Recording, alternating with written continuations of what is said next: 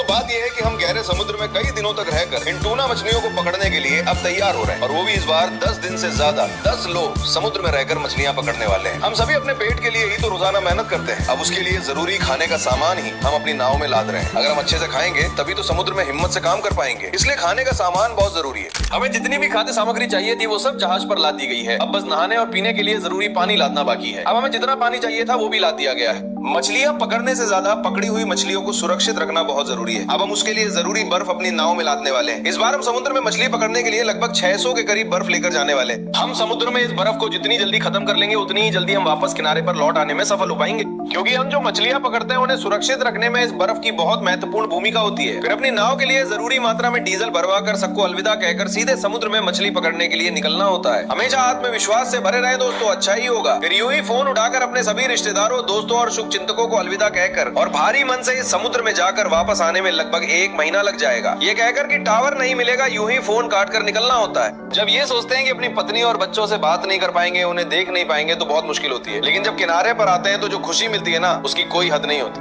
हम तूतीकोरिन के दरवे एक लुमसा मछली पकड़ने जा रहे हैं, इसलिए हम हमेशा इन द्वीपों और जहाजों के बंदरगाहों को पार करके जाते हैं। और ऐसे ही जाते हुए देखिए हमारी एक इंडियन कोस्ट गार्ड वेसल जा रही है। और आज दोपहर के खाने में चिकन ग्रेवी बनी थी, उसे हमने जी भरकर खाया। शाम के समय देखिए समुद्र कैसा दिख रहा है, एकदम लालिमा लिए हुए। देखने में मौसम बहुत ही खूबसूरत लग रहा था। फिर अगले दिन समुद्र में एक तैरता हुआ टुकड़ा मिला। उस तैरते हुए टुकड़े में हमें एक खूबसूरत परला मछली मिल गई।